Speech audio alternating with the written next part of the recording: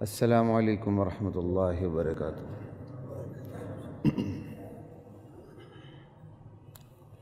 ان الحمد للہ نحمده ونستعینه ونستغفره ونؤمن به ونتوکل علیہ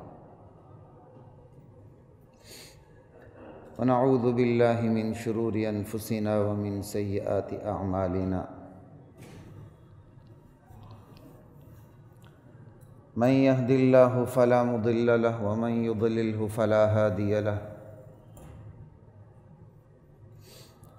ونشهد أن لا إله إلا الله وحده لا شريك له، ونشهد أن محمدًا عبده ورسوله، أما بعد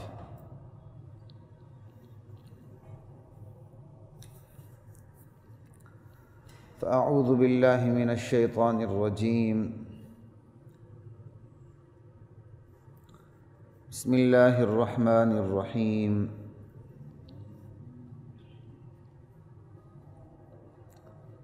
قل ان کنتم تحبون اللہ فاتبعونی یحببکم اللہ ویغفر لکم ذنوبکم واللہ غفور رحیم۔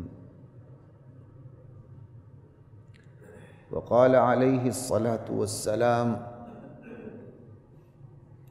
ان لکل امۃ فتنہ وفتنۃ امت المال۔ سرکار دو عالم صلی اللہ علیہ وسلم کا ارشاد گرامی ہے، ہر امت کی کوئی نہ کوئی آزمائش رہی ہے جس سے وہ آزمائی گئی ہے۔ میری امت کی آزمائش مال ہے جس سے وہ تا قیامت آزمائی جانی ہے۔ اس حدیث کے حوالے سے آج ہماری چوتھی اور انشاءاللہ آخری نشست ہے۔ طبیعت بھی کچھ برابر نہیں بلکہ بہت ہی برابر نہیں، لیکن اللہ کا احسان ہے، ناشکری نہیں کرنی چاہیے۔ آمین۔ بس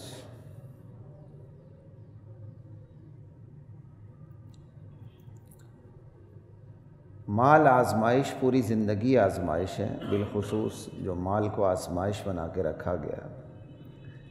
یہ فتنہ آزمائش یہ لفظ بتاتا ہے کہ مال بذات خود کوئی غلط چیز نہیں ہے،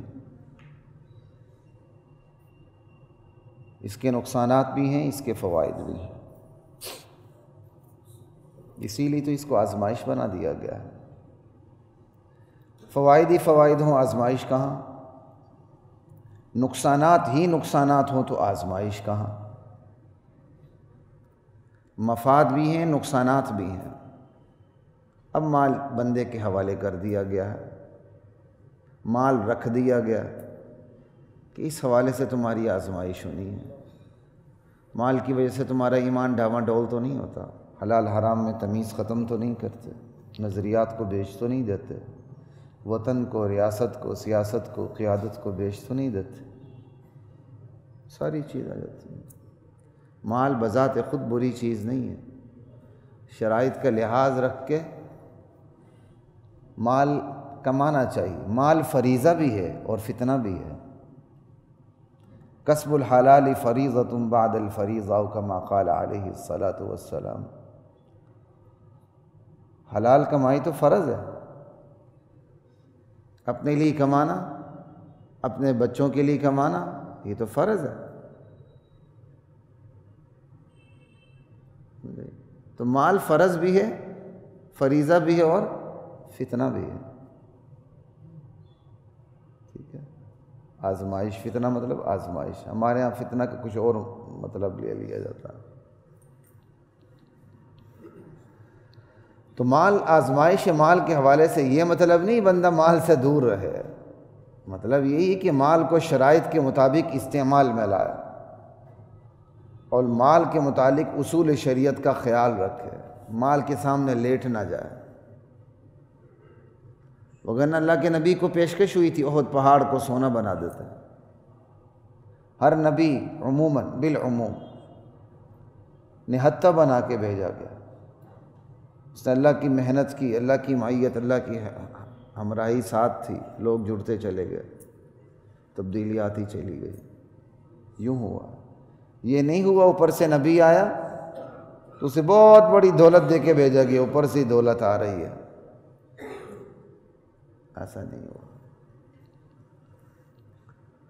تو مال آزمائش ایمان، اقدار، افکار، نظریات کے حوالے سے، تعلیم و تربیت کے حوالے سے، ملازمت کے حوالے سے، تجارت کے حوالے سے، مناکحت نکاح کے حوالے سے، معیشت کے حوالے سے، اعمال کے حوالے سے، معاملات کے حوالے سے، معیشت کے حوالے سے، ان تمام پہلوؤں پہ گزشتہ 3 نشستوں میں الحمدللہ ہماری بات ہو چکی ہے۔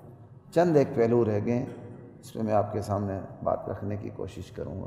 چند ایک پہلو میرے بیان کرنے کے رہ گئے، ورنہ پتہ نہیں کتنے پہلو ہوں گے۔ اللہ تعالی ہمیں توفیق عطا فرمائے کہ ہم سمجھیں بھی سمجھائیں بھی۔ لا الہ الا اللہ۔ یہ ذرا میری مجبوری ہے، طبیعت ٹھیک نہیں ہے، کر صاحب پیالی تو اور لے آتا ہے، ٹھیک ہے، یہاں رکھ دیا آپ نے۔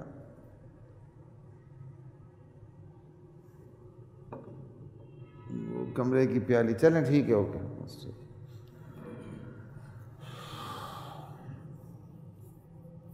قاری صاحب پانی رکھ دینا۔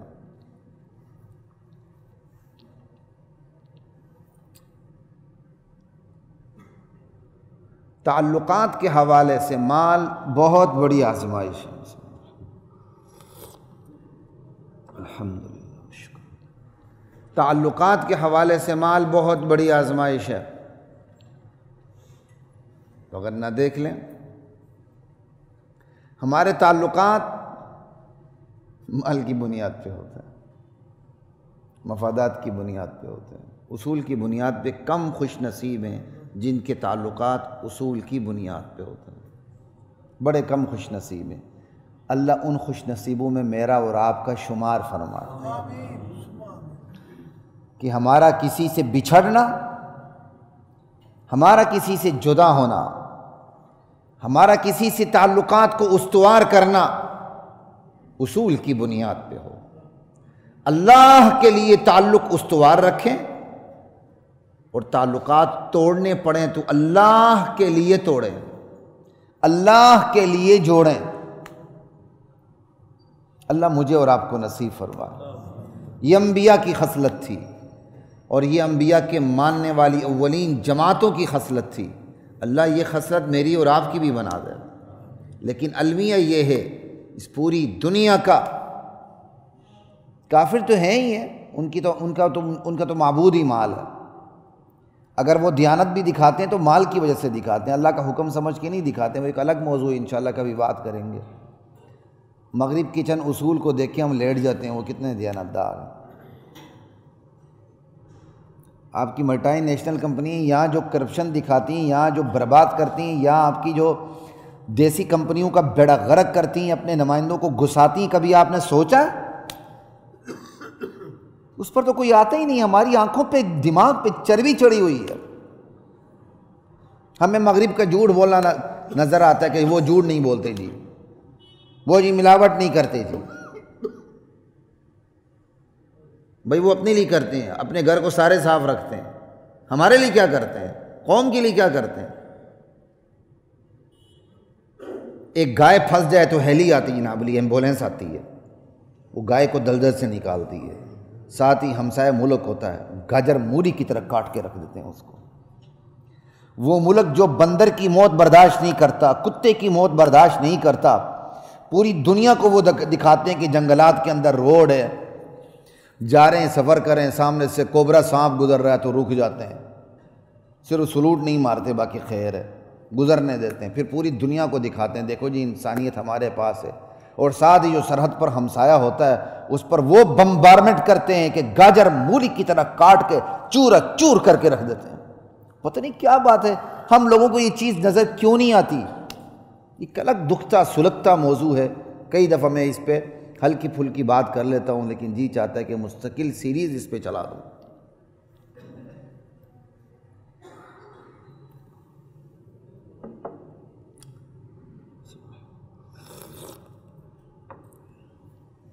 نبی کے در کو چھوڑیں گے، اللہ کے در کو چھوڑیں گے، پھر در در کی چیزیں اچھی لگیں گی، اللہ کے در کی، نبی کے در کی چیزیں اچھی نہیں لگیں گی۔ بات یاد رکھیں۔ تو بات خیر ہو رہی تھی کہ میں موضوع کہیں وسیع نہ ہو جائے۔ تعلقات میں بھی آزمائش مال ہے۔ ہم مال والوں سے تعلقات بناتے ہیں، جس کے پاس مال ہو تعلق بن گیا، جس کے پاس مال نہیں رہا تعلق ہمارا ختم ہو گیا۔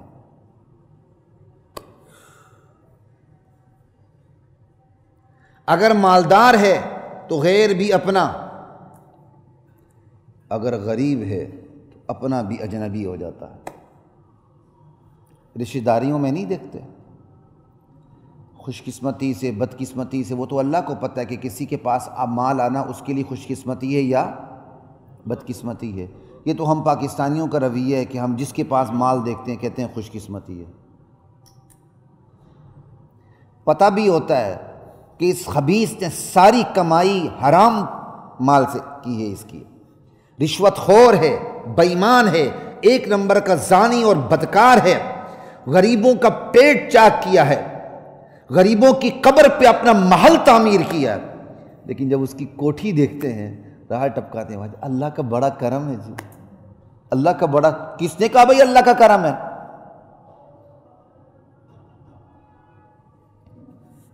ایک تو نا آپ کو پتہ نہ ہو تو آپ کہیں واقعی اللہ کا کرم ہے، اچھا گمان ہے، آپ کو پتہ بھی ہوتا ہے سب کچھ، غریب کی قبر پہ اس نے اپنا محل تعمیر کیا ہوتا ہے، راٹ ماشاءاللہ جی بڑا خوش نصیب ہے جی۔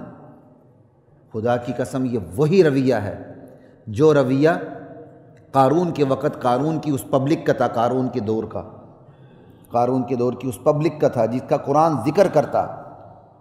قارون جب گزرتا تھا تو لوگ رال ٹپکاتے تھے، ایمان والے روکتے تھے یار ایسا مت کرو۔ انسپریشن بہت بڑی کمال کی چیز ہوتی ہے، وہ کسی کے ہاتھ میں نہ دیا کرو، فوراً کسی سے انسپائر ہونا، متاثر ہونا۔ وَيْلَكُمْ ثَوَابُ اللَّهِ خَيْرٌ لِمَنْ آمَنَ وَعَمِلَ صَالِحًا۔ کم بختی تمہاری اللہ کے بندے، اللہ کا تم نے جو بدلہ دینا ہے وہ اہل ایمان کے لیے بہت اچھا ہے۔ وہ روکتے تھے۔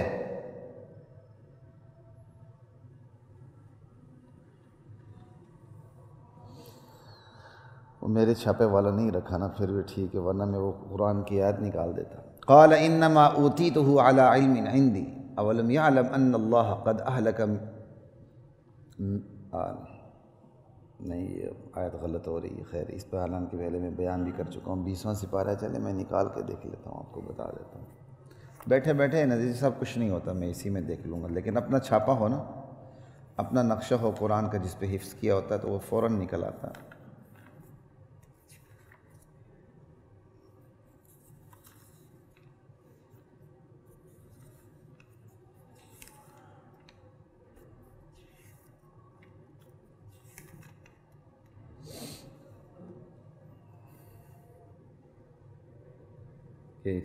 ٹھیک ہے پڑھ رہا تھا۔ فخرج علی قومہ فی زینتہ قال الذین یریدون الحیاۃ الدنیا یا لیت لنا مثل ما اوتی قارون۔ جب قارون نکلتا تھا اپنے کر و فر کے ساتھ، پورے پروٹوکول کے ساتھ، تو دنیا کی زندگی چاہنے والے رال ٹپکاتے ہوئے کہتے تھے کاش ہمارے پاس بھی ایسی دولت ہو جیسے قارون کے پاس۔ انہ لذو حظ عظیم، یہ تو بڑے نصیبے والا ہے۔ ان کو روکتے تھے ایمان والے۔ وقال الذین اوتوا العلم، وہ لوگ جن کو علم دیا گیا تھا، تو جو کہہ رہے تھے کہ یہ بڑا نصیبے والا، کیا ان کے پاس علم نہیں ہوگا؟ لیکن ان کو قرآن نے علم والا کہا ہی نہیں، ان کو دنیا والا کہا کہ دنیا کی چاٹ لگی ہوئی ہے، علم والا نہیں کہا۔ کیوں؟ اگر علم بھی ہے، علم کے تقاضے پر عمل نہیں ہے تو پھر وہ جاہل ہے۔ علم والا وہ ہے جس کا اس علم پر عمل ہو۔ کہ علم والوں نے کہا کم بختی تمہاری اللہ کے بندے، اللہ کا بدلہ اہل ایمان کے لیے۔ اعمال صالحہ کرنے والوں کے لیے بہتر ہے اس چیز سے جس کی طرف تمہاری نگاہیں جا رہی ہیں۔ لا الہ الا اللہ۔ پھر اللہ کہتے ہیں ایک وقت وہ آیا پھر قانون کو ہم نے پھر دسا دیا، کوئی پھر جماعت ایسی نہ اٹھی جو اس کی مدد کرتی اللہ کے مقابلے میں۔ پھر کل تک جو رال ٹپکاتے تھے وہ کہنے لگے واقعی اللہ تعالیٰ کی مرضی، جس کے حق میں رزق کشادہ کر دے، جس کے لیے رزق تنگ کر دے۔ لا الہ الا اللہ لولا امن اللہ علینا لخسف بنا وَإِكَأَنَّهُ لَا يُفْلِحُ الْكَافِرُونَ۔ تو بات ساری ادھر آ رہی ہے حضرات محترم، تعلقات میں بھی آزمائش مال ہے۔ غریب رشتہ دار کو کون پوچھتا مجھے بتائیں؟ بڑے خوش نصیب ہیں جو پوچھتے ہوں گے، بڑے اس دور کے ولی اللہ ہیں جو غریب رشتہ دار کو پوچھیں۔ آپ میں سے لوگ اگر اپنے غریب رشتہ داروں کا، یتیم مسکینوں کا خیال کرتے ہیں، انہیں گھر میں اسی طرح بلاتے ہیں جس طرح آپ کسی امیر رشتہ دار کو بلاتے ہیں، انہیں گھر میں اسی طرح انوائٹ کرتے ہیں جس طرح آپ اپنے امیر، اپنے سٹیٹس کے لوگوں کو انوائٹ کرتے ہیں، تو آپ بڑے خوش نصیب ہیں۔ لیکن غریب رشتہ دار آپ کے گھر میں آتے ہوئے ہچکچاتا ہے، کتراتا ہے، اسے شرمندگی محسوس ہوتی ہے، وہ ڈی گریڈ ہوتا ہے آپ کے پاس آگے۔ خدا کی قسم آپ دنیا کے بدترین اور بدقسمت ترین انسان ہیں۔ رشتہ داروں کے کوئی کم حقوق اللہ اور اس کے رسول نے بیان نہیں فرمایا، پورا قرآن بھرا ہوا ہے۔ دور کا رشتہ دار اور مالدار اور سینہ تان کے آتا ہے، میں اور آپ بشتے چلے جاتے ہیں۔ قریب کا رشتہ دار ہو تو وہ میرے چوکیدار سے بھی بات نہیں کر سکتا، کیونکہ اس کے کپڑوں سے مجھے سمیل آ رہی ہوتی ہے، اس کی دھوتی سے مجھے شرم آ رہی ہوتی ہے، چونکہ میں کسی طرح پڑھ لکھ کے شہر میں آباد ہو گیا۔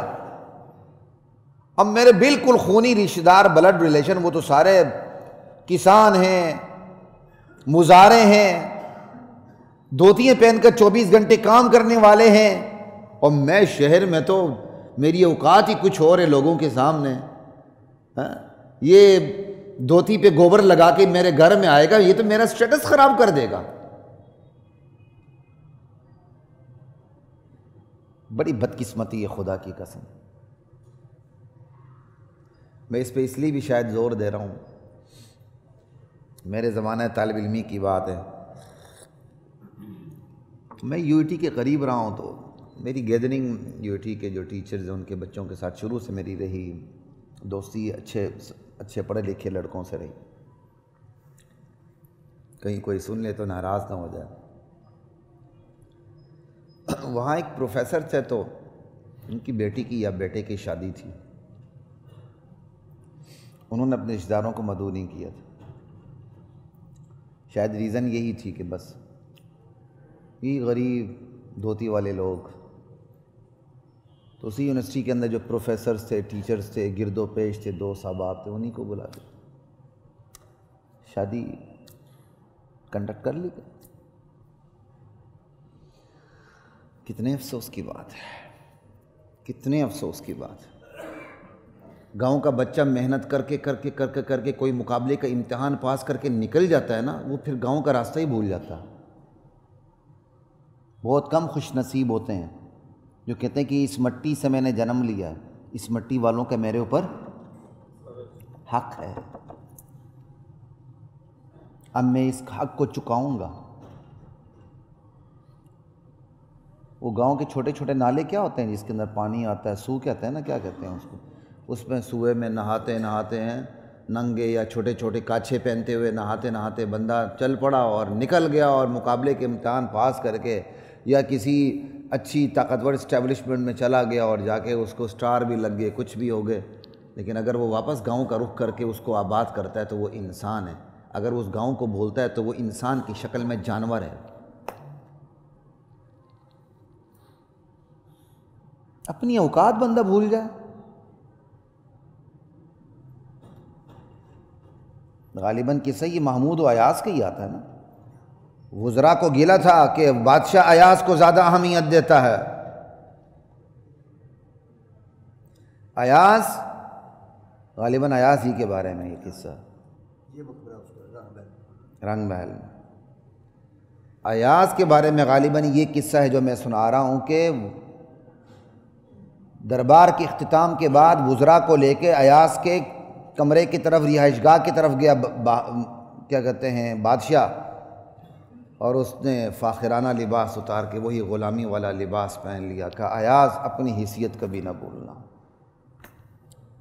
تو وزراء کو کہا بس، اس کی یہ وہ خوبی ہے جو وہ اپنا ماضی نہیں بھول رہا، اس لیے میں اس کو اہمیت دیتا ہوں۔ اپنا ماضی کبھی نہ بھولیں، یہ تو اللہ کا شکر ادا کریں۔ اگر آپ خاندانی طور پر سونے کا چمچہ لے کر پیدا نہیں ہوئے، پھر بھی اللہ تعالیٰ نے آپ کا منہ میں سونے کا چمچہ رکھ دیا، تو اور کیا چاہیے آپ کو؟ کوئی ہر ایک بندہ سونے کا چمچہ لے کر پیدا ہوتا ہے۔ آپ کا خاندان بڑا ان پڑھ تھا، اللہ تعالیٰ نے آپ کو توفیق دیا، پڑھے لکھے ہوگی، تو آپ تو زیادہ شکر ادا کریں، اپنے گرد و پیش کو نہ بھولیں۔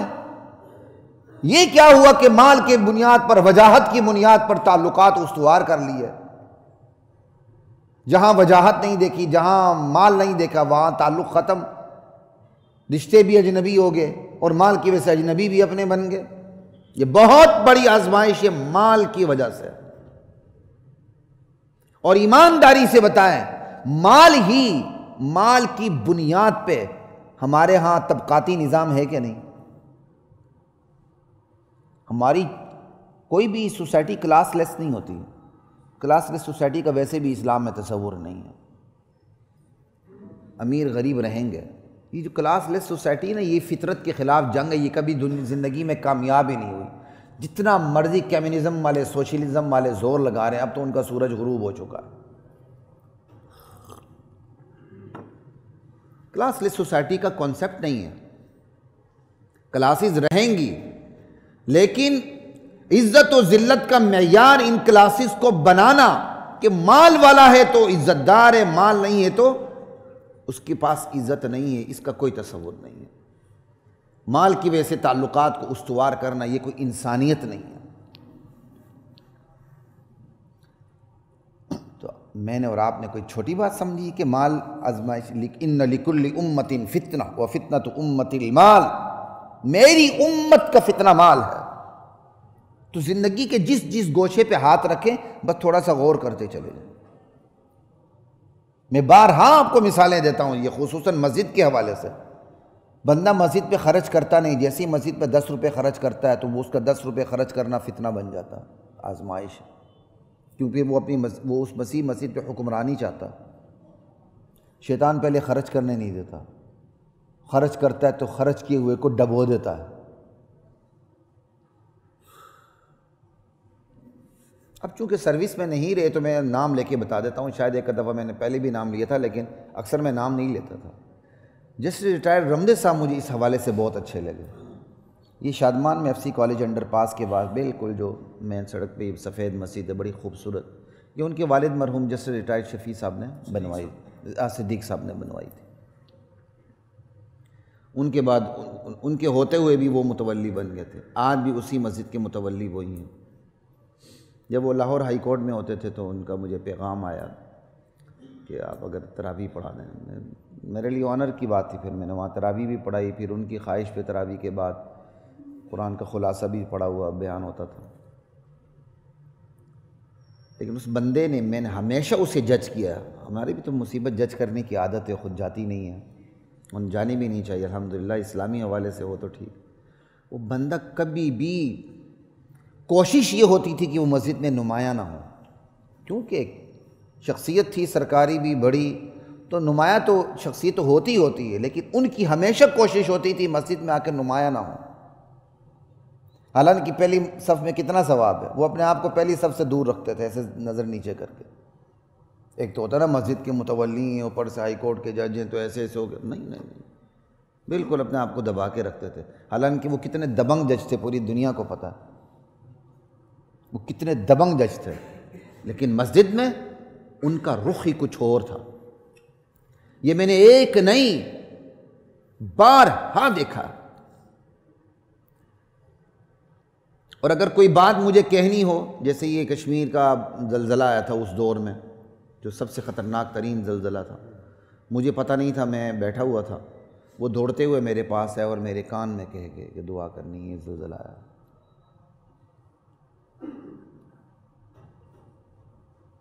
یعنی کوئی بات کہنی ہو تو خود آ جانا، اپنے پروٹوکول کا خیال نہ رکھنا۔ اسی مجلس میں ایک دفعہ میرے والد صاحب بھی بیٹھے ہوئے تھے، اللہ انہیں بخشے، کسی نکاح پہ آئے ہوئے تھے، وہاں اس مسجد کے امام صاحب کی بیٹی کا نکاح تھا، تو والد صاحب بھی میرے تشریف فرما تھے، ادھر سے رمدے صاحب بھی بیٹھے ہوئے تھے، میں بھی بیٹھا ہوا تھا۔ اب میں شش و پن میں پڑھوں کہ میں کس کو کہوں، رمدے صاحب کو کہوں والد صاحب میں، والد صاحب کو کہوں رمدے صاحب میں، دونوں کی طبیعت کو میں بڑا اچھا سمجھتا تھا، میرے والد صاحب بھی بڑے دبنگ تھے۔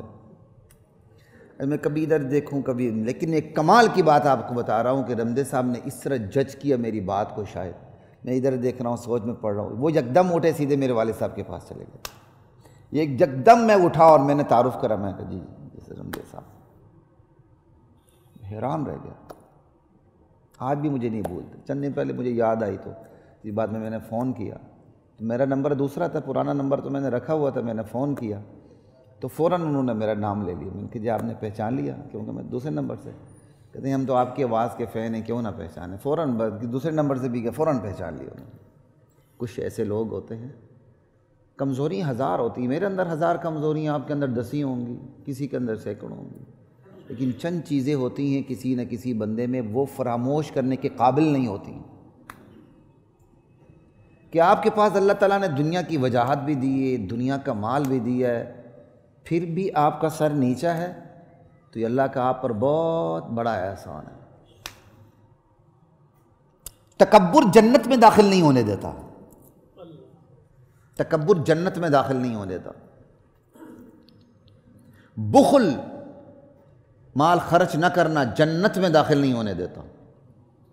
تو بات اسی پہ ہو رہی تھی کہ مال کے اوپر ہمارے تعلقات مال کی وجہ سے، ہماری بے تعلقی مال کی وجہ سے، رشتے اجنبی مال کی وجہ سے، اجنبی اپنے مال کی وجہ سے۔ خدا کے لیے ایسا نہ مجھے کرنا چاہیے نہ آپ کو کرنا چاہیے۔ جو رشتہ دار ہے رشتہ دار ہے، اگر اس کے پاس نہیں ہے، آپ کے پاس ہے، اللہ کا شکر ادا کریں۔ کیا ایسا نہیں ہو سکتا تھا کہ وہ آپ کے مقام پر ہوتا آپ اس کے مقام پہ کھڑے ہوتے؟ کیا ایسا نہیں ہو سکتا تھا؟ پھر آپ کے احساسات، پھر آپ کی فیلنگز کیا ہوتی؟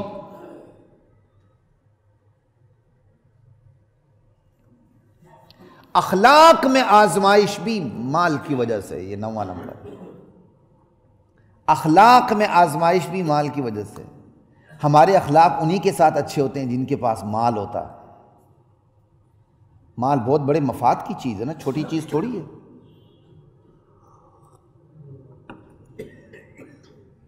ہم بد اخلاق ہو جاتے ہیں اس کے ساتھ جس کے پاس مال نہیں ہوتا، وہ غریب ہوتا ہے۔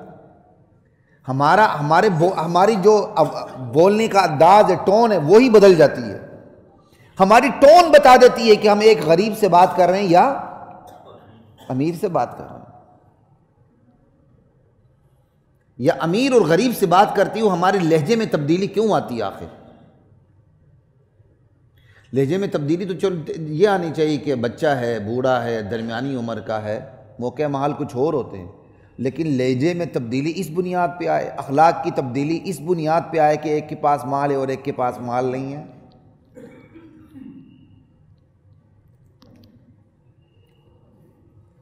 اب دکاندار کا سب سے بڑا مفاد کیا ہے؟ گاہک تو کہیں بھی چلا جائے گا، 100 دکانیں کھلی ہوئی ہیں، کمپٹیشن ہے مارکیٹ میں، آپ کے پاس نہیں تو دوسرے کے پاس چلا جائے گا، ٹھیک ہے؟ اب یہ چیز کم ہو رہی ہے، میں آبزرو کر رہا ہوں، لیکن پہلے بہت زیادہ تھی۔ لیکن اب بھی بیوقوف تاجروں کے پاس اس رویے کی کمی نہیں ہے، کوئی آئیں گے، کوئی چیز دیکھیں گے، پرکھیں گے، اخلاق تھوڑا سا دکھائیں گے، جب دیکھ لی گاہک لینے والا نہیں ہے،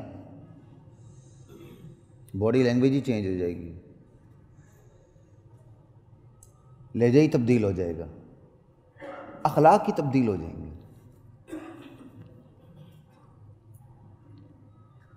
گاہک اور دکاندار کا تعلق بڑا عارضی ہوتا ہے نا، حالانکہ عارضی نہیں، بڑا مستقل ہے، وہ گاہک ہی دکاندار کا اشتہار ہوا کرتا ہے اصل میں۔ لیکن آخر کیا بات ہے کہ ہمارے تعلقات اس گاہک اور دکاندار کی طرح ہو گئے ہیں کہ وہ دکاندار جو صرف گاہک سے مفاد لینے کے لیے اخلاق دکھاتا ہے، اور جب سمجھتا ہے کہ گاہک سے مایوس ہوتا ہے تو اس کا اخلاق ادھر ہی کھڑے کھڑے چینج ہو جاتا ہے، ادھر ہی کھڑے کھڑے چینج ہو جاتا ہے۔ یہ تو میں نے آپ کو ایک مثال دی ہے، پوری زندگی میں دیکھ لیں ایسا ہی ہے۔ جیسے ہماری پوری زندگی کو دیکھنا ہو تو ٹریفک کو دیکھ لیں کہ ہم ٹریفک کے دوران کس طرح ایک دوسرے سے آگے بڑھنے کی کوشش کرتے ہیں۔ بس یہی رویہ ہمارے زندگی کے ہر گوشے میں ہے۔ یہ وہ گوشہ ہے جو سرعام نظر آتا ہے، ایک اور گوشہ بھی بڑا سرعام نظر آتا ہے۔ شادیوں پہ جب کھانا نہیں بندے کھولتے ہیں یار، کھانا کہاں کھولتے ہیں؟ کہتے ہیں کھانے شادیوں پہ کھانے کھولتے ہیں، کھانے کہاں کھولتے ہیں؟ شادیوں میں تو بندے کھولتے ہیں، حالانکہ کھانا کھولنا چاہیے، استغفر اللہ، وہاں بندے کھولتے ہیں۔ اچھے اچھے معزز لوگ عزت گنوا دیتے ہیں اپنی، وہ کھانا کہاں کھولتا ہے؟ وہ آپ نے تو کمال کی بات کی، وہ تو کھانا نہیں کھولتا بھائی، بندے کھولتے ہیں۔ پھر دیکھیں آپ حشر نشر برپا ہو جاتا ہے، اچھے اچھے عزت دار لوگ بیڑا غرق کرتے ہیں۔ اس لیے میں اپنی جگہ احتیاط یہ کرتا ہوں، جہاں کھانے میں تاخیر ہو، بڑے آرام سے گھر میں میری دال روٹی پکی ہو، جو بھی پکا ہو، تھوڑا سا کھا پی کے ہی جاتا ہوں، تاکہ طلب ہی نہ رہے، بندہ کسی آزمائش میں پڑے نا، جب کھانا کھولے بندے نہ کھولے تو پھر بندہ اطمینان کے ساتھ کھائے۔ وہاں بھی بڑے تجربات ہیں میرے خدا کی قسم۔ میں نے ایک دفعہ ریٹائرڈ صدر اپنے رفیق تارڑ صاحب زندہ ہیں، فوت ہو چکے ہیں، فوت ہو گئے، اسی آپ کے کیا نام فلیٹی میں شاید، یا فلیٹی میں تھا یا ساتھ ہی دوسرے ہوٹل میں، ایک جج صاحب کے بیٹے کا نکاح تھا تو اس میں وہ مدعو تھے، میں بھی گیا ہوا تھا۔ یقین کریں تارڑ صاحب کے پاس کوئی بھی نہیں تھا۔ اب کیا اندازہ لگاتے ہیں بتائیں؟ یہ ہمارا معاشرہ نہیں ہے۔ مجھے یاد پڑتا ہے کہ میں اسپیشل کھانا لے کے ان کے ساتھ بیٹھ کر پھر میں نے کھایا، انہی کے پاس آ کے میں نے پھر بیٹھ کے کھایا۔ وہ بندہ بیچارہ بوڑھا بابا جی، سابق صدر پاکستان، سابق chief justice Lahore high court, سابق جسٹس سپریم کورٹ، سابق صدر پاکستان، چونکہ اب وہ کچھ بھی نہیں رہے، لوگوں کے مفادات اس طرح، تو اکیلے بیٹھے ہوئے تھے۔ میں نے دیکھا، میں نے کہا نہیں، انہی کے پاس آ کے کھانا کھانا چاہیے۔ میں آپ کو صرف مثالوں سے زندگی کے رویے بتا رہا ہوں۔ جب میں یہاں اس سیٹ پہ پرماننٹ نہیں ہوا تھا تو ہل جل ہوتی رہتی تھی، اللہ بچائے، سمجھ آئی۔ ایک وکیل صاحب مجھے کہنے لگے، ڈاکٹر صاحب آپ کہیں اور چلے جائیں نا، بتانا ہم وہاں آ جائیں گے آپ کی بھی سے۔ میں کہا تف یار، تو کوئی بات کرنے والی بات کر، تو میرا ساتھ دے کے یہاں کھڑا ہو جا، تو مجھے کہہ رہا کہیں اور چلے جائیں، بتانا میں وہاں آپ کے پیچھے جمعہ پڑھنے آؤں گا۔ یہ ہماری زندگی کے رویے ہیں بھائی، یہ ہماری زندگی کے رویے ہیں جنہیں ہم چھوٹا سمجھتے ہیں۔ اور یہ بات یاد رکھیں، انسان اپنے چھوٹے رویوں سے پہچانا جاتا ہے، بڑے رویوں سے نہیں۔ کیوں؟ بڑے رویوں میں وہ خود بخود تکلف سے محتاط ہو رہا ہوتا ہے، چھوٹے رویوں میں وہ غیر محتاط ہو جاتا ہے، پکڑ لیا جاتا ہے، وہیں پکڑا جاتا ہے، وہ وہیں کھڑے کھڑے ایٹ دی اسپاٹ وہ پکڑا جاتا ہے۔ بڑے رویوں میں تو لوگ محتاط ہوتے ہیں کہ یار لوگ کیا کہیں گے، چھوٹے رویوں میں وہ خود غیر محتاط بائی نیچر ہو جاتا ہے، وہیں اس کی گرفت ہو جاتی ہے، پکڑ لیا جاتا ہے۔ تعلقات میں آزمائش مال سے، اخلاق کی آزمائش مال سے، آگے چلیے وقت کم ہے، وصیت میں آزمائش مال سے۔ بندہ بے اولاد ہوتا ہے، اب اس کو پتہ ہے کہ میں بے اولاد ہوں، میری اولاد نہیں، اللہ ہر ایک کی گود ہری کرے، لیکن جس کے پاس اولاد نہیں وہ بھی صبر کرے کہ یہ حکم کس کا ہے، اور اللہ کا کوئی حکم حکمت سے خالی۔ بھائی بیٹا تو فرعون بھی تھا، نمرود بھی تھا، قارون بھی تھا، حامان بھی تھا، شداد بھی تھا۔ اگر اللہ گود ہری کر کے ہارون، شداد، حامان کا ہی کوئی جانشین دے دیتے، کیوں یہ لوگ چلے گئے، کردار تو زندہ رہتے ہیں نا، تو پھر آپ کہتے ہیں میرا بیٹا فرعون پیدا ہونے سے نہیں پیدا ہوتا تو اچھا تھا۔ اس لیے اللہ کا حکم کسی حکمت سے خالی نہیں ہے۔ لیکن اگر ایک بندہ بے اولاد ہے، وہ دیکھتا ہے یار میں مر جاؤں گا اور میری جو دولت ہے وہ میرے بھائیوں میں، میرے بھتیجوں میں چلی جائے گی، وہ اڑا کے رکھ دیتا ہے، پکڑا جائے گا۔ وصیت میں آزمائش اب اس کی مال کی وجہ سے ہو رہی ہے۔ نہیں جی فلاں شخصیت نے تو کہا کہ میرے مرنے کے بعد یہ ساری کی ساری کیا کہتے ہیں میری جو جائیداد ہے وہ پاکستان کو دے دی جائے۔ لوگ بڑے خوش ہو کے سوشل میڈیا بھی شیئر کر رہے ہوتے ہیں جی فلاں۔ میں کہا حماقت دکھائی اس بندے نے میرے مرنے کے بعد۔ وہ ہوتا کون ہے جو میرے مرنے کے بعد فیصلہ کرے؟ یہ اسلام ہے، کوئی مغرب نہیں ہے کہ آپ اپنی جائیداد کسی کتے کے نام لگا دیں، کسی ریاست کے، کسی اسٹیٹ کے نام لگا دیں۔ آپ اپنی زندگی میں تھوڑا بہت جو کر سکتے ہیں نیک نیتی کے ساتھ کریں۔ آپ کی زندگی کے بعد آپ کے مال کے ساتھ کیا ہونا ہے وہ وراثت میں بیان ہو چکے ہیں۔ بے اولاد باقاعدہ اپنے بھتیجوں کو، اپنے بھائیوں کو، اپنی بہنوں کو محروم کرنے کے لیے ایسی وصیت مار دیتا ہے کہ ایک تنکا بھی شریعت کے ان وارثوں کو نہ جائے جو اللہ نے وارث مقرر کر دیے۔ اس کا مطلب آپ اپنی وصیت کے ذریعے کس کی بات کو کاٹ رہے ہیں؟ اللہ کی بات کو۔ تو قربان جائیں اللہ کے تحمل پر۔ اللہ تعالیٰ نے اختیارات دیے ہوں، اللہ دیکھ رہا ہے بندہ کرتا کیا ہے۔ اللہ نے کہا میں نے تو یہ وارث بنا دی ہیں، لیکن اس کو اختیار دے دیے تو اڑا دے، لیکن جب وہ اڑائے گا تو پھر خود اڑے گا۔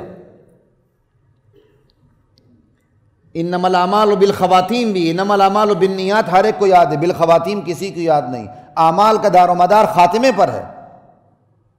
حدیث کا مفہوم ہے بندہ ساری عمر نیک کام کرتا ہے، آخر میں جا کے وصیت میں گڑبڑ کر جاتا ہے اور جہنم کا مستحق ہو جاتا ہے۔ کمی بیشی اللہ معاف فرمائے۔ اور ایک بندہ ساری عمر برے کام کرتا ہے، آخر میں آ کر وصیت کو ٹھیک رکھ دیتا ہے، جنت کا مستحق ہو جاتا ہے۔ ہم نے اس کو آسان سمجھا ہوا ہے۔ وصیت میں آزمائش بھی مال سے۔ آپ زندہ ہیں، آپ دل کھول کے نیک نیتی کے ساتھ خرچ کریں، لیکن نیک نیتی کو اللہ جانتے ہیں کہ آپ کس نیت سے خرچ کر رہے ہیں۔ بس آپ کس نیت سے خرچ کر رہے ہیں اللہ جانتے ہیں۔ آپ کو پتہ ہے میری جائیداد چلی اچھی، فلاں جائیداد اس کو اتنی ہے، اس کو یہ فلاں جائیداد ریاست کو یہ ادھر کرو، یہ ادھر کرو، غلط بات۔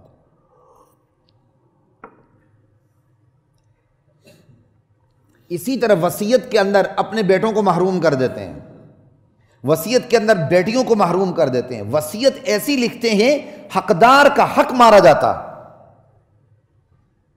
ایسی وصیت گناہ کبیرہ ہے جس میں حقدار کا حق مارا جائے۔ اور میں اپنے وکلاء بھائیوں کو کہتا ہوں کوئی آپ کے تھرو ایسی وصیت لکھوائے تو خدا کے لیے کسی اچھے معتبر عالم دین سے اس وصیت کا کیا کہتے ہیں تجزیہ کروا لیں کہ وہ شریعت کے مطابق ہے کہ نہیں، وگرنہ آپ کی فیس بھی درست نہیں ہوگی، اس کا کام بھی درست نہیں ہوگا، اور آپ گناہ بے لذت میں مبتلا ہوں گے، کیونکہ وہ اس وصیت کو پکا آپ کے تھرو کروا رہا ہے۔ اس سے بڑا گناہ سزا، اس بدقسمتی کیا ہوگی؟ گناہ کوئی اور کرے، کروائے آپ کے تھرو۔ لوگ ہم سے مسائل پوچھتے ہیں، کئی دفعہ ایسی سائیکی ہوتی لوگوں کی، بڑا زور دیتے ہیں کہ کوئی نہ کوئی۔ میں کہا یار ہم اپنے لیے جہنم کا راستہ نہیں کھول سکتے، آپ کی بہت بہت مہربانی۔ ان کے زور دینے سے اور میرے ہاں کرنے سے شریعت کا مسئلہ تبدیل ہو جائے گا؟ نہیں ماشاءاللہ یہ فلاں عالم تو بڑے اچھے ہیں، وہ تو راستے نکال دیتے ہیں۔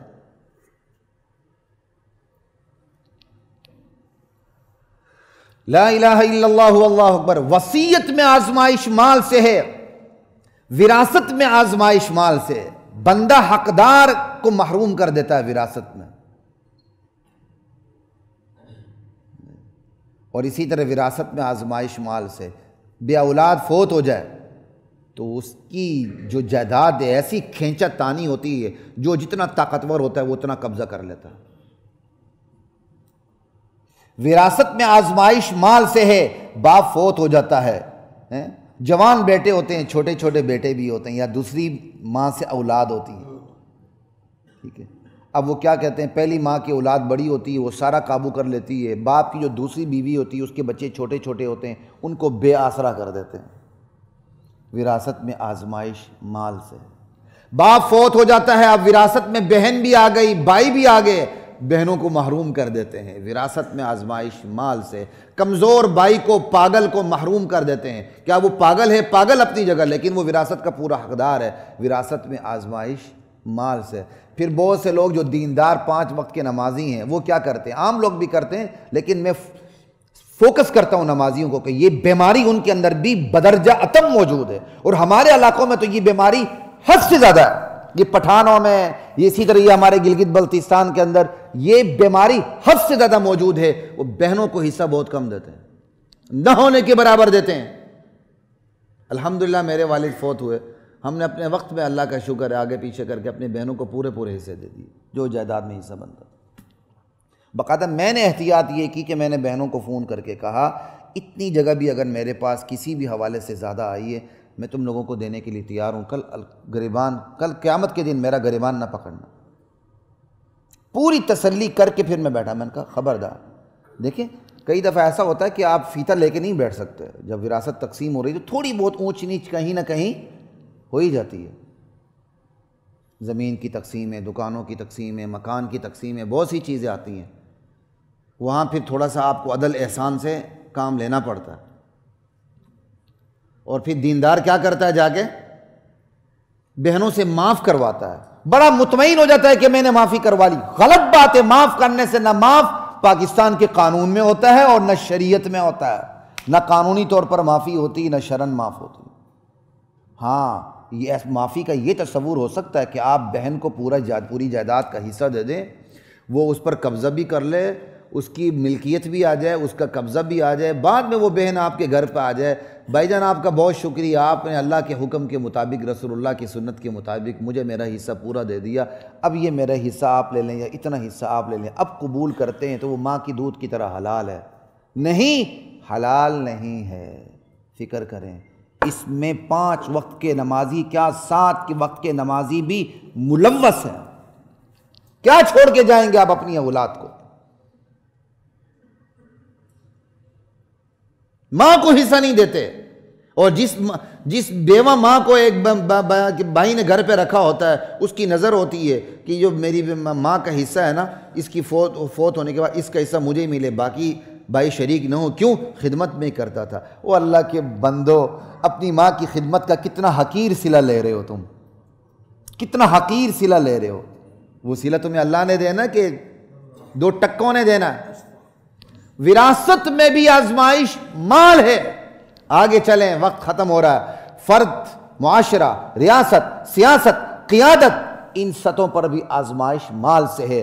اسی فرد کی قیمت ہے جس کے پاس مال ہوتا ہے، وہی معاشرہ ہمیں اچھا لگتا ہے جس کے پاس مال ہوتا ہے۔ ہمارے بچے یہاں سے جاتے ہیں نیپال کے تھرو، یونان کے تھرو، کہاں سے دریاؤں کو، سمندروں کو عبور کرتے ہوئے سو جاتے ہیں تو 10 غرق ہو جاتے ہیں، 50 ڈوب جاتے ہیں، پتہ نہیں کس طرح نکلتے ہیں، وہاں جا کر پھر میموں کی نکریں دھوتے ہیں، گٹر صاف کرتے ہیں، اور جہاں شرابوں کے بڑے بڑے بار ہوتے ہیں وہاں چوکیداریاں کرتے ہیں، اور پاکستان میں پیسہ بھیجتے ہیں، اور پاکستان والے بڑے خوش ہوتے ہیں ہمارا بچہ جو ڈالر پاؤنڈ یورو بھیج رہا ہے۔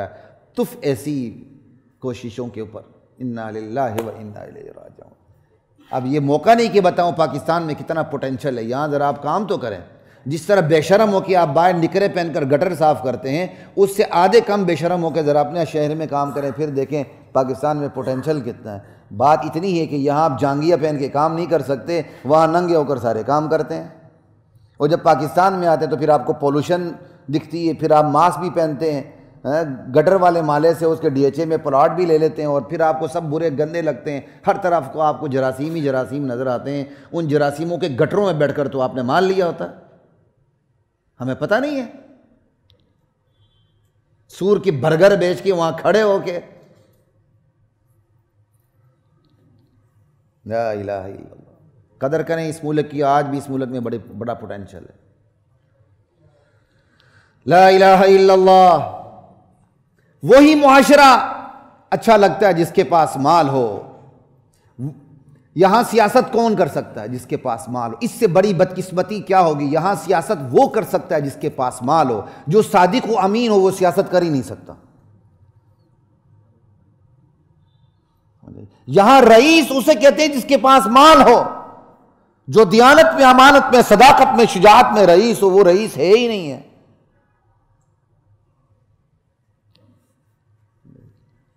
ہر سطح پہ دیکھ لیں آزمائش مال سے ہے۔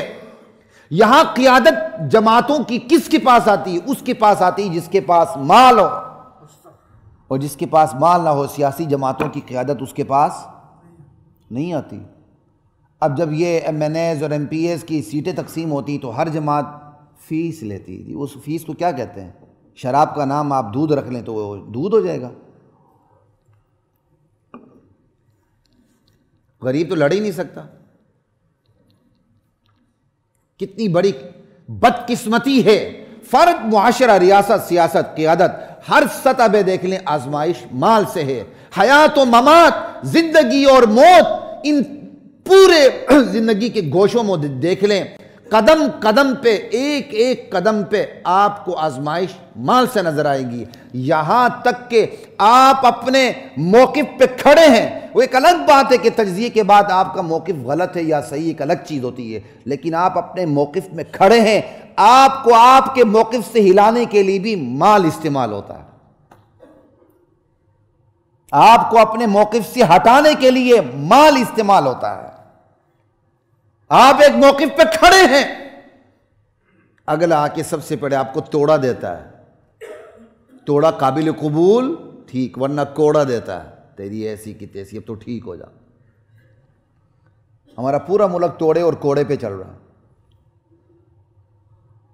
پہلے آفر کرتے ہیں یہ لو، آفر منظور نہیں، پھر دھمکیاں دیتے ہیں یہ لو، اب تو ماشاءاللہ تیسری صورت بھی نکل آئی ہے، ننگا کر کے رکھ دیتے ہیں پورے معاشرے میں، پورے معاشرے میں ننگا کر کے رکھ دیتے ہیں۔ ایک تو گناہگار کی ننگی ویڈیوز ہوتی ہیں، وہ ایک الگ چیز ہے، ادھر میاں بیوی بیوقوفی سے کسی غیر کے گھر جا کر مباشرت کرتے ہیں تو وہ بھی ویڈیوز بن جاتی ہیں۔ او خدا کے بندو، اپنا گھر ہی صبر کر لیا کرو، کہیں گئے ہو تو وہاں نہ کرو۔ یا آج کا دور جہاں ہر طرف کیمرے لگے ہوئے ہیں، کیا حق پہنچتا ہے کہ میاں بیوی کہیں اور جائیں تو یہاں وہاں جا کر آپس میں گپ شپ، ایسی گپ شپ کرنے لگ جائیں کہ اس کی ویڈیو بن جائے؟ اس لیے ان چیزوں سے نصیحت پکڑیں، اپنے گھر کے باہر جا کے ایسی مصروفیات اپنی نہ رکھیں، جائز مصروفیات بھی ایسی نہ رکھیں کہ ویڈیو میں آ کے بندے کی عزت ہی داغدار ہو جائے۔ یعنی ہمارے دین پر حملہ مال سے، ہماری جان پہ حملہ مال سے، ہماری عزت و آبرو پہ حملہ مال سے، ہماری نسل پہ حملہ مال سے، ہماری عقل پہ حملہ مال سے، کہ ہمیں برین واش کیا جاتا ہے مال دے کر۔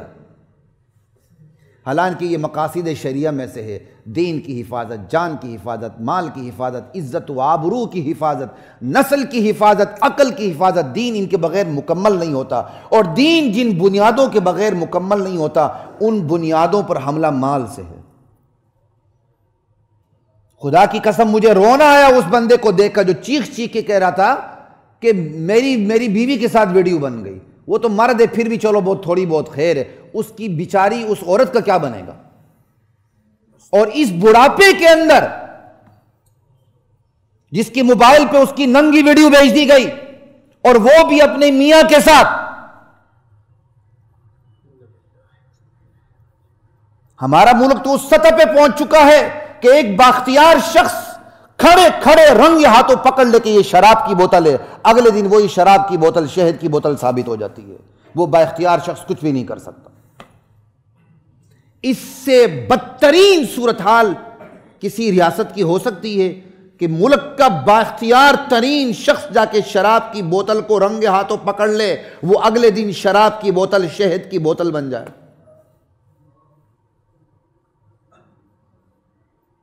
خدا کی قسم یہ ہمارے اعمال کی سزا ہے۔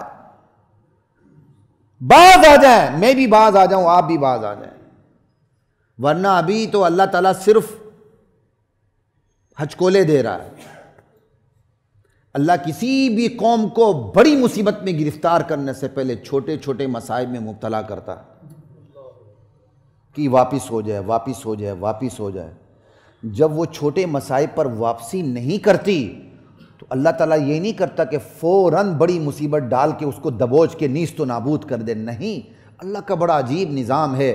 چھوٹے مصائب میں مبتلا کر کے چاہتا ہے کہ بندہ واپسی کا سفر کر لے، اور جب بندہ ان چھوٹے مصائب پر چکنا نہ ہو کہ واپسی کا سفر نہیں کرتا، تو اللہ یہ نہیں کرتا کہ بڑی مصیبت میں ڈال دے، اللہ تعالیٰ دنیا کے دروازے اس پر کھول دیتا ہے کہ وہ جتنی نعمتوں میں بدمست اور خرمست ہو سکتا تو ہو جائے، اور جب وہ معاشرہ ان نعمتوں کے اندر بدمست خرمست ہوتا ہے، سمجھتا ہے یہ میری عقل کا، یہ میری ترقیوں کا، یہ میری ٹیکنالوجیز کا اور یہ میری دانش کا کے نتائج ہیں، تو اللہ فوراً دبوچ کے نیست و نابود کر دیتا ہے۔ تو خصوصاً ایک ایسے ماحول میں جہاں صرف کوڑا اور توڑا نہیں رہا، بڑا شریفوں کا ماحول تھا، بہت آج سے 10 سال 20 سال پہلے، وہ شریفوں سے کچھ اور نہ سمجھ لینا، میں کسی جماعت کا نہیں ہوں، ہاں بڑا شرافت والا ماحول تھا، چلو لفظ صحیح کر دیتا ہوں، یہاں بھی بڑی مصیبت ہوتی ہے، آخر میں نماز پڑھنے آتے ہیں تو فتویٰ لگا کے چلے جاتے ہیں، بیان پورا سنا کریں بھائی۔ بڑا شرافت والا ماحول تھا، جب بندے کو کوڑے سے ڈرایا جاتا تھا یا توڑا دیا جاتا تھا، لیکن اب وہ ماحول بھی نہیں رہا، اب تو بندے کو ننگا کر دیا جاتا ہے، اس کی عزت و آبرو نیلام کر دی جاتی ہے۔ اللہ تعالیٰ میری اور آپ کی عزت و آبرو کی حفاظت فرمائے، اللہ میرے اور آپ کے دین کی حفاظت فرمائے، اللہ جو مال آزمائش ہے، اس آزمائش پہ پورا اترنے کی اللہ مجھے بھی آپ کو بھی پوری امہ کو توفیق عطا فرمائے۔ وآخر دعوانا الحمدللہ۔ وَلَقَدْ أَنزَلْنَا